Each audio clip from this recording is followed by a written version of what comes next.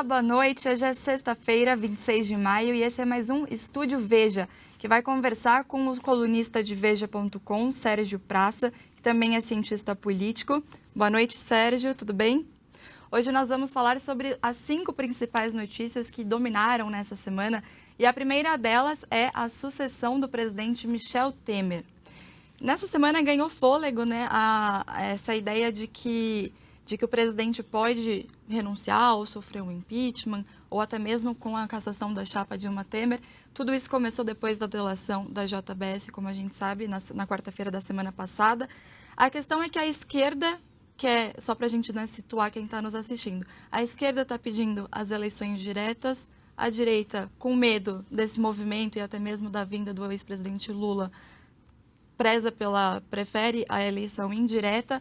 E com isso surgiram alguns nomes, como o ex-presidente Fernando Henrique Cardoso, o Tasso Gereissati, que agora está na presidência do PSDB por causa da queda do Aécio Neves. A gente também tem o Nelson Jobim e até mesmo o Henrique Meirelles. Sérgio, o que você acha desses nomes e quem que poderia conduzir melhor o país a partir de agora? Primeiro, eu acho que as eleições diretas, né, como você lembrou que a esquerda, né, uma parte que eu acho mais de extrema esquerda está pedindo com força, é bastante improvável hoje. É improvável e eu acho também indesejável, porque é uma ruptura, por mais que possa ser uma proposta de emenda constitucional aprovada daqui a algumas semanas, alguns meses, seria uma ruptura à normalidade das eleições, né? Aí você vai dizer, bom, mas o que está acontecendo agora não é uma ruptura?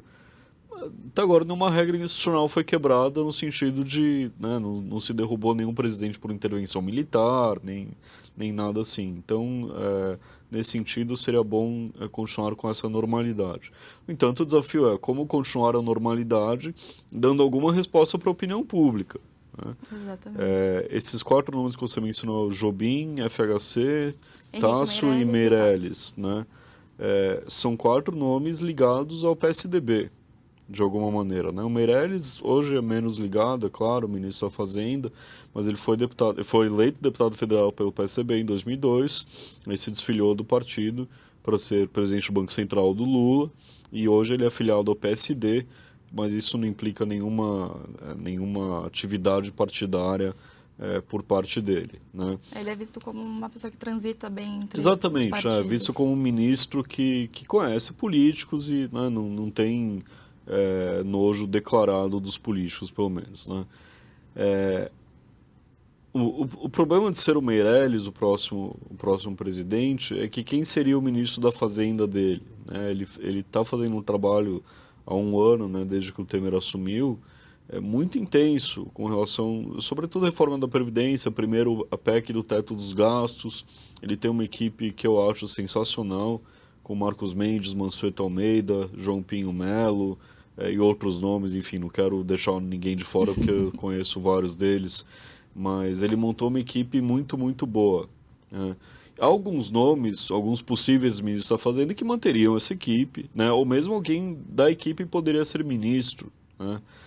Embora talvez precise de alguém com mais peso político do que um dos secretários do Ministério hoje. Então, assim, ele deixaria um gap, não sei se seria tão desejável do ponto de vista da continuidade das reformas, porque ele deixaria esse buraco aí, né? Quem preencheria, qualquer um que venha, tem um tempo de aprendizado, de adaptação, né? Essas coisas demoram. Uhum. Então, eu acho que pro bem das reformas, né, da continuidade da reforma da Previdência, reforma trabalhista, às quais eu sou favorável, enfim, minha opinião pouco importa, mas só para situar mais ou menos, né, às quais eu sou favorável, e a imensa maioria dos políticos hoje é favorável, e parte expressiva da sociedade também, embora não haja um consenso, né? Uhum. Muito bem, então acho que Meirelles tem esse problema, né? Acho que as pessoas também estão pensando nisso, né? E ele próprio, ele gostaria de ser candidato à presidência ano que vem. Ser presidente tampão agora implica desistir disso. É como o Alckmin, né, que disse que numa eleição indireta ele não se candidataria. Quem perguntou para ele, né? Bom, ele disse. Quem se importa, né? Alckmin, esquece, né? Sai daqui, pô, né? Você tá na lista do Odebrecht, tá, É verdade. Né? Ninguém perguntou de você, né? Mas isso é um fator a ser levado em conta, né? O FHC declarou, olha a minha Também idade, olha a minha cara, e a resposta que eu tenho para ele, bom, olha, se o senhor está tão cansado, então para de dar entrevista, por favor, né? Mas enfim, brincadeira, mas eu acho que realmente ele não tem... Para que ele mancharia o próprio currículo voltando à presidência agora, né? Eu acho que seria muito mais ônus do que bônus para ele. E também não vejo... Eu acho que ele é uma figura bastante polêmica ainda, né? No sentido de que o PT dificilmente apoiaria o nome dele. Não precisa nem apoiar, né? Mas, né, como eu já disse a respeito do Nelson Jobim, o PT não vai apoiar, mas também não vai... Né? Até porque o Nelson Jobim ocupou posições importantes em governos petistas, tal. Não vai fazer alarde, não vai fazer oposição mortal contra, né? E eu acho que o FHC e o Tasso têm, mais até o FHC, teriam essa dificuldade. Embora, é claro, o apoio do PT não seja a condição necessária para eleger um presidente interino, né? Um presidente tampão interino não, um tampão pela via indireta, né? Então, desses 4 nomes, eu acho que o que tem mais aceitação política é o Nelson Jobim.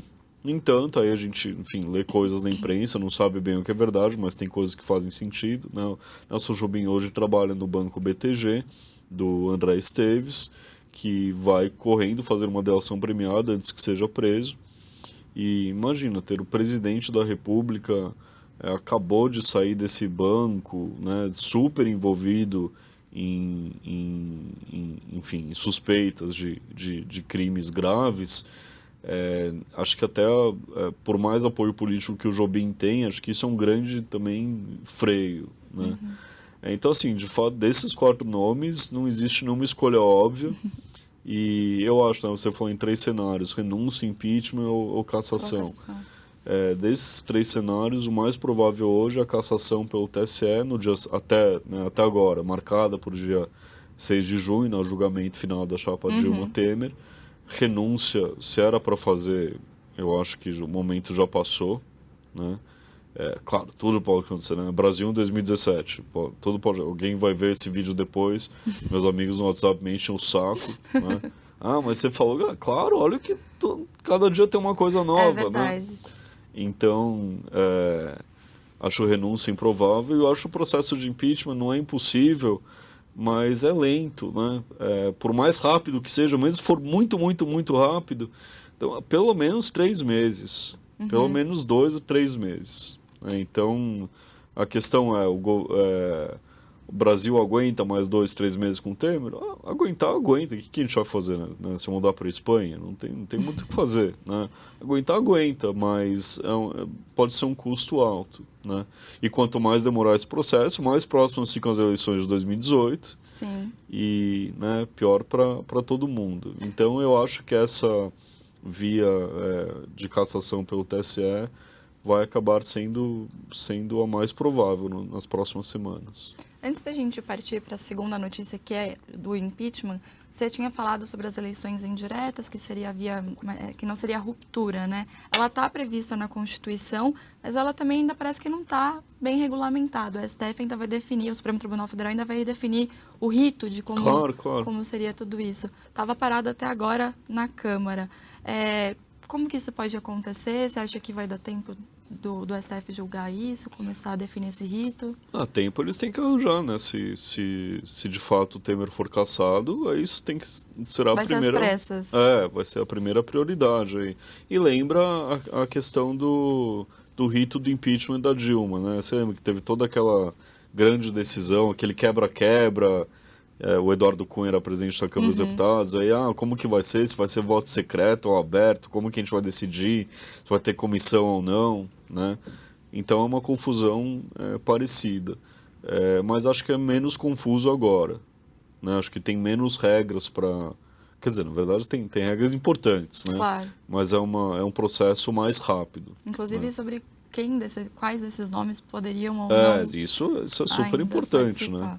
Bom, a gente passa então agora para o pedido de impeachment. A OAB protocolou na quinta-feira, ontem, o pedido contra o presidente Michel Temer na Câmara dos Deputados. Esse foi o 17º pedido contra Temer e o 12º depois da delação da JBS. O presidente da Câmara, Rodrigo Maia, já indicou que ele vai recusar esses pedidos. Qual a diferença da OAB protocolar? Tem uma diferença? Tem um peso maior a OAB fazer esse rito, né, de protocolar? Claro, é uma das mais importantes organizações da sociedade civil no Brasil há décadas, né? Então existe um peso. E o Temer é advogado, né, procurador, aposentado, enfim. Ele é do campo jurídico. Então eu fiquei surpreso também, pensando, nossa, eles estão indo contra alguém que é do meio deles, né? Foi até o que a OAB defendeu, né, que por ter feito o pedido da Dilma no ano passado, da ex-presidente Dilma no ano passado, e do Temer, ela estava sendo imparcial, digamos assim. Claro, coerente, né? Uhum. Coerente. Então acho que a OAB foi bem aí, mas é uma organização que, enfim, embora ainda seja muito importante, tem menos peso hoje do que já teve nos anos 90, do que já teve na época da ditadura, por motivos óbvios, né? A OAB foi, sobretudo durante a presença do Raimundo Faoro, o sociólogo, no fim dos anos 70, foi uma grande trincheira contra a ditadura e pela volta da democracia. Então, é claro, uma vez que a democracia volta, é natural que tenha um pouco menos de importância social, né, social e política do que na época da ditadura. Ainda assim, é um peso, né, é um apoio de peso ao impeachment do Temer, e o Rodrigo Maia, com certeza, antes da cassação da chapa, antes do julgamento da chapa, vai deixar completamente quieto, a não ser que surja outra fita aí, né?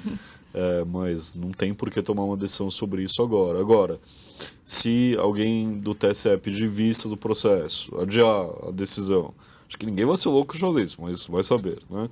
Mas é uma das apostas do presidente Temer, né? Pois é, mas, nossa, você imagina o telefone dessa pessoa no dia seguinte, né? Ou quebra-quebra mesmo, né? Que a gente já vai falar de Brasília. Exatamente. Não duvido que tenha, né? Quem se incendiar no Ministério da Agricultura, imagina que podem fazer no Como TSE. você acha, então, né? que vai acontecer? Qual a sua expectativa para esse julgamento? Minha expectativa é que o presidente seja cassado. Minha expectativa. Agora, se é Mas acho que vai ser rápido? Como assim? O julgamento? Isso. Tem um limite de tempo aí? Não, a gente estava falando sobre pedir em vista ou não. Você acha que... Eu acho improvável que sentido... peçam vistas. Acho provável que seja, pelo menos na semana de 5 de junho mesmo, né? Agora, posso estar completamente errado, claro. Porque anteriormente, quando já iam começar o julgamento, aí houve toda aquela confusão, eles decidiram ainda ouvir o marqueteiro João Santana, Mônica Moura. Porque é engraçado, né? Naquela época, né, teve várias idas e vindas aí. Primeiro o Temer queria que fosse rápido, depois lento, depois... Enfim, agora ele quer adiar, se possível, até o fim do ano que vem, né? Uhum. Mas não tem mais clima para isso, né? Não tem mais clima para, não, deixa eu só ouvir mais uma pessoa. Né? Já ouviram dezenas, já mais do que tem provas contra a chapa presidencial, né? Então, assim, podem absolver a chapa? Podem, mas, meu Deus do céu, né? Aí é jogar a reputação do TSE no lixo.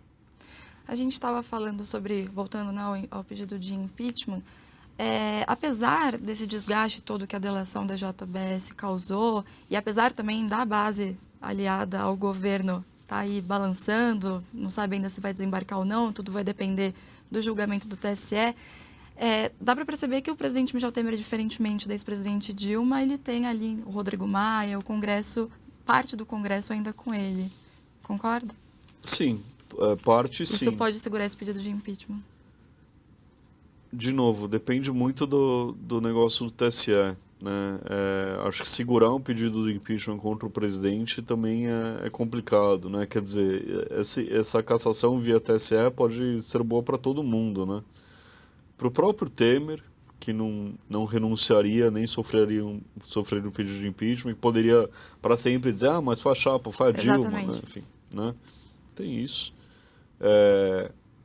Resolveria também o problema do Congresso de se livrar do presidente de uma vez e não criar inimizade com ele também. Uhum. Né? Porque, de fato, ele tem uma parte do Congresso leal a ele, né?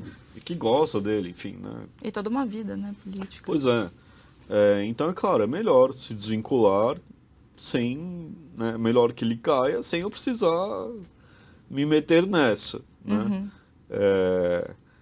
Agora, se ele não for cassado, eu acho provável que o processo de impeachment seja aberto, porque por mais amizades que ele tenha no Congresso, acho que enorme parte desse apoio já foi embora.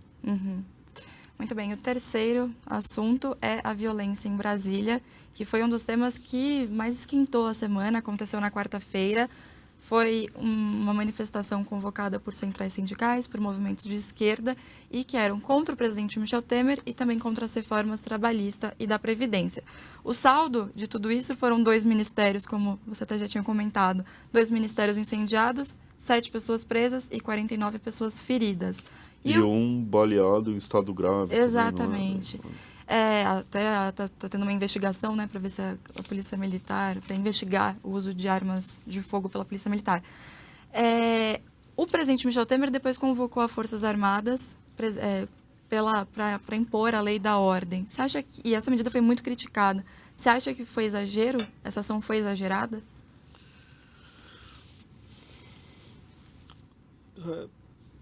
Difícil dizer, né? É claro, é completamente maluco pensar que você vai ter uma capital de país sitiada com ministérios podendo ser invadidos e incendiados a qualquer momento, né? Então, se é necessário trazer o exército para controlar isso, que seja, né? Não me parece que é o caso, no entanto, né? Não me parece que essas centrais sindicais, esses movimentos de esquerda tenham fôlego para ficar sitiando Brasília por dias e semanas. Então, nesse sentido, acho que é um exagero. No entanto, a Dilma tinha tomado uma decisão semelhante em 2013 também. Na verdade, ela não tinha chegado a convocar Forças Armadas, ela convocou só a Força Nacional, que foi até o argumento... Distrito Federal. Isso, Tá. Que foi até o argumento do presidente Temer, de que não havia ainda o efetivo completo lá para fazer, para conter os manifestantes, né? Porque o que se ventilou também é que essa medida forte mostraria um governo fraco. Você concorda? Acho que o governo é fraco por outros motivos, né? Não porque está tentando implementar uma reforma da Previdência e trabalhista. Né? Pelo contrário, acho que esse é o ponto forte do governo, no sentido de que é o eixo ideológico dele. Né? A gente está assistindo algumas cenas da manifestação. Os manifestantes usaram também bombas caseiras, a polícia reagiu com balas de borracha, com bombas de gás lacrimogêneo. Foi muito ruim, mas eu não acho que é uma situação que vai perdurar por dias e dias. Nesse sentido, eu acho... No dia seguinte, o governo disse que já estava contida toda a situação em Brasília. Eu não acho que vale a pena convocar exército para resolver isso. Até porque, na história do Brasil, nunca é muito bom chamar o exército. Né? Tem um gosto associado a isso muito ruim. Né? E já tem gente aprensada, maluca, dizendo vai ter ditadura, enfim, né? Mas, de fato, não é bom presságio. Né? E nesse momento, né, do de calor das emoções, é melhor não não brincar com exatamente. esse assunto. A quarta notícia é sobre o João Dória e a Cracolândia. No domingo, teve uma ação conjunta entre o governo estadual e municipal na Cracolândia, que é o centro, né, de livre comércio e uso do crack em São Paulo. 51 pessoas presas, 900 policiais militares nessa ação, foram envolvidos nessa ação. Pensando que o Dória é um nome para a presidência em 2018, que pode ser um nome, né, cogitado, ele ainda não admite abertamente, mas é o que tem se ventilado. Você acha que essa ação pode ter desgastado o nome dele por ter sido precipitada ou desastrosa, como dizem os analistas, os especialistas? Ontem a gente teve um estúdio Veja a respeito e foi assim que também foi definido, né, como desastrosa. O que você acha? Pode prejudicar? Claro, mas pode ser também uma oportunidade para ele, e eu confesso, eu estou acompanhando menos política municipal e mais política federal, porque por motivos óbvios. Nem isso consigo acompanhar tanto quanto eu gostaria. Mas é uma oportunidade, quer dizer, inegavelmente foi um erro, certo? Não deu certo, não foi um sucesso. A Cracolândia não acabou, a Cracolândia não acabou, pois como ele afirmou. Não é assim que vai acabar, enfim. Né? Então, não foi um sucesso a ação. E os políticos erram, como de resto qualquer pessoa, mas erros são bem... costumam ser, né? Se a gente tem sorte, os erros são visíveis. E o político pode fazer duas coisas. Pode culpar outros, pode fingir que não aconteceu, pode mentir, etc. Ou pode assumir e tentar reparar, né? E dialogar abertamente. Falar, errei em tal ponto, acho que acertei em outra coisa. Fazer uma autocrítica, né? E conversar abertamente sobre o problema, sobre as questões. O Dória é muito criticado por usar o Facebook e eu acho, na verdade, que é uma das melhores coisas do mandato dele. Eu gosto muito, gosto pessoal. Né? Gosto muito de alguém que vai lá e dá a cara para bater, que participa de entrevistas, que fala, enfim. E fala não só, né, não do jeito Aécio Neves, nossa, nunca roubei, fora aquela vez, sabe, né? Não alguém que está obviamente mentindo, mas alguém que parece estar tentando fazer o melhor, né? Estou defendendo ele, acho que tem vários defeitos, não concordo com um monte de coisa que ele faz, mas acho esse tipo de atitude muito diferente da atitude que os políticos costumam ter, né? Então, nesse sentido, de fato, ele é melhor do que a classe política normal, né? A classe política normal é Aécio Neves e Michel Temer, né? Achando gente que está em outro planeta, né? E Lula também, né? Enfim, né? Para não citar, né? Dá para citar 50, né? Então, gente que está em outro planeta. O Dória não parece estar em outro planeta, pelo menos por enquanto, né? Parece estar ciente, até pela natureza do cargo, né? O prefeito é mais próximo das pessoas mesmo, mas pode ser distante também, né? Pode, né? Como o Haddad fez durante quase todo o seu mandato, se reúne com gente que gosta de... é fácil, né? Até deu aula na pós-graduação em Ciência Política da USP durante o mandato. Acho isso eu me formei lá, né? Fiz mestrado e doutorado lá. Acho uma das coisas mais bizonhas possíveis, né? Você governa uma cidade como São Paulo e você tem tempo para dar aula, né? Não, você não tem tempo para dar aula. Né? Não dá para fazer e o Dória, nesse sentido, então por que o Haddad? Para ser adulado, para ser bajulado, enfim, né? Vaidoso, tudo bem, né? Há outros pecados piores, mas o contraste disso com o Dória, eu acho que ainda é muito positivo pro Dória, né? E ele pode usar essa ação desastrosa na Cracolândia como oportunidade para se distanciar mais ainda da classe política normal, né? Olha, errei, ou acho que acertei em tal ponto, vamos conversar, né?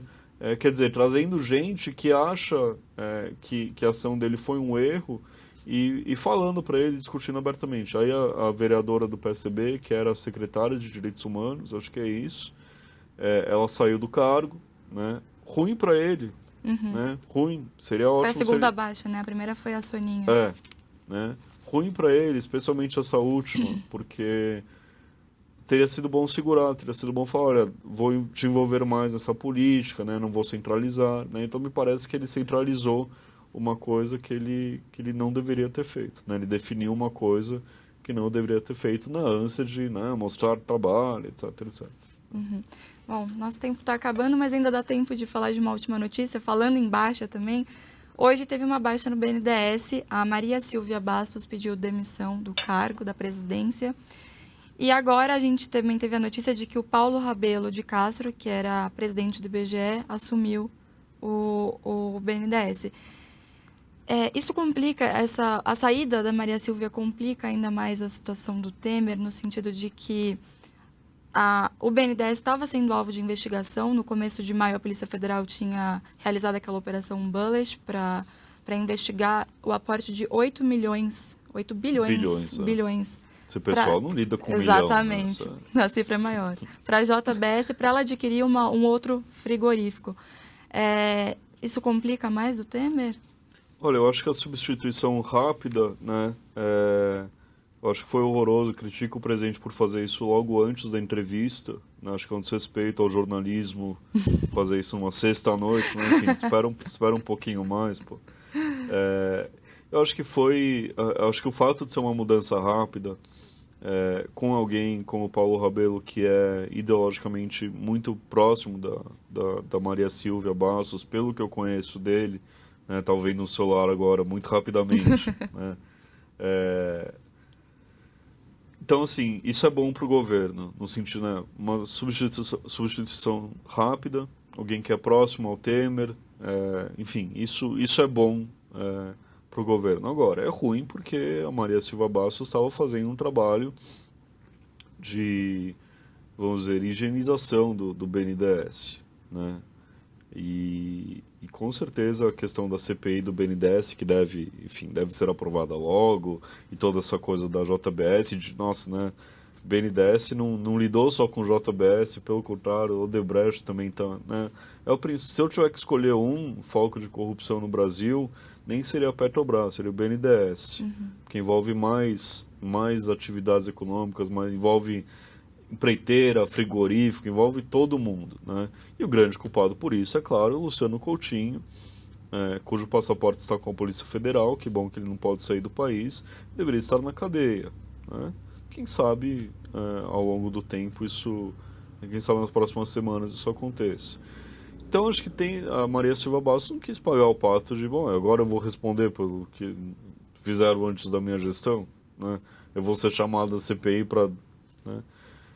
E me parece também que ela, né, como a revista Exame publicou agora há pouco, que ela estava tendo algum conflito com funcionários do BNDES também, ao tentar implementar uma política mais conservadora do que certos funcionários gostariam. Então, deve ter havido algum estresse com isso também, né? Mas eu acho que, surpreendentemente, o Temer lidou bem com isso ao nomear o Paulo Rebelo, que não vai ser... Acho difícil que seja um nome polêmico, alguém que diz, nossa, esse cara, pelo amor de Deus, não tem nada a ver com... Não, faz sentido, né? Faz sentido, e é muito mais fácil substituir alguém no IBGE do que no BNDES. E também, durante o tempo dele no IBGE, não teve não teve escândalo, não tem nada de corrupção contra ele também, o que é, né, que é uma novidade entre os escolhidos do Temer. Então, acho que o governo está saindo bem nessa. Tá certo. Sérgio, obrigada pela sua agradeço, participação. imagina. Obrigada a você pela sua audiência. A gente fez, então, um resumão da semana para você terminar a sua sexta-feira muito bem informado. Obrigada pela audiência. Até semana que vem. Bom final de semana.